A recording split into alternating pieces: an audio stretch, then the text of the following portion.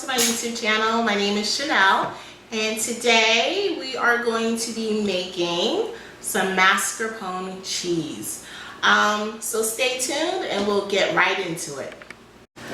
Alright, so to make mascarpone cheese is really easy. You're just going to need 1 pint of heavy whipping cream and the juice of a small lemon. So it should be about a tablespoon and a half of lemon juice. And you're going to just pour it into the pot over low heat. And from there, essentially like a waiting game. You're going to keep stirring this while it gently comes to a simmer. You don't want it to come to a boil. You just want it to come to a simmer. So this is all you got to do.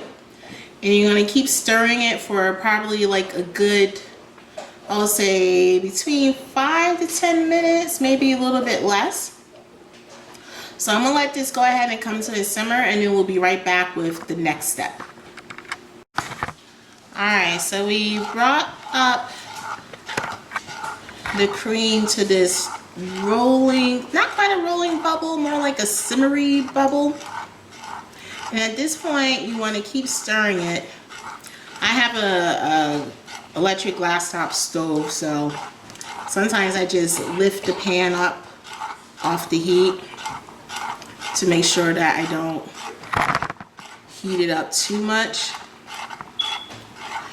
And this is great. Mascarpone you can use for any type of recipes. You can put it on top of pizza. You can put it into your pasta sauces.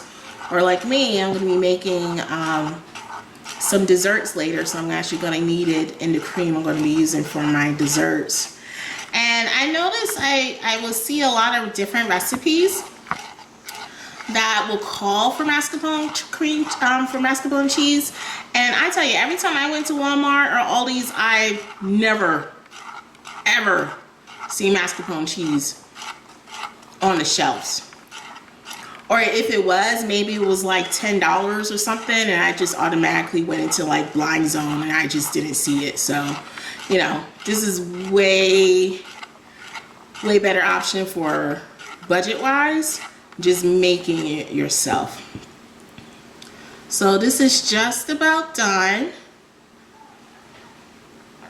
I'm gonna let it simmer maybe another minute.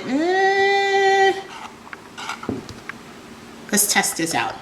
So I'm going to test it out with my wooden spoon. Let's see if I get like a thick coat. Nope, that's not thick enough yet. So we're going to let this go for another 3 minutes. That is the key. That's how you tell if it's ready. It'll be like a thick coat on the back of your spoon. So once this is ready, we'll be right back. All right. So this is done. We're going to do, just so you can see the consistency that we're looking for, you want like a thick coating, just like that. And you see that it sticks to the wooden spoon and just doesn't run off? I can see it. Can you see it? That's how you know it is ready. You're making ice cream? I am making cheese. Baby, what's this? So for this, you're going to need to now strain the cheese mixture. So normally you want a cheesecloth. I don't have a cheesecloth, but I have coffee filters. They do a great job of straining liquids because, you know, I do my coffee every day. And you're going to need a filter and a bowl to catch the runoff, or I guess that's technically the way. So we're just going to pour this in here like so.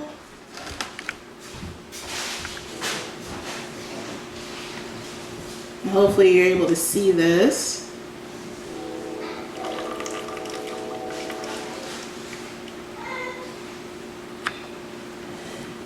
I'm just going to pour that in there, and what's going to happen is that the liquid runoff is going to filter through the coffee filters to filter and collect in the bowl.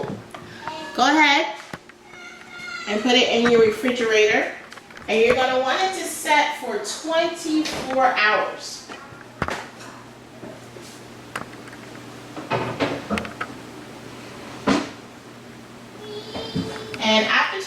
hours, I made some last night, you will have thick, creamy mascarpone cheese that you made yourself. It is so good. Alright, thank you for joining me today on my channel. If you happen to make this and it turned out great, please leave a comment below to let me know how it turned out for you.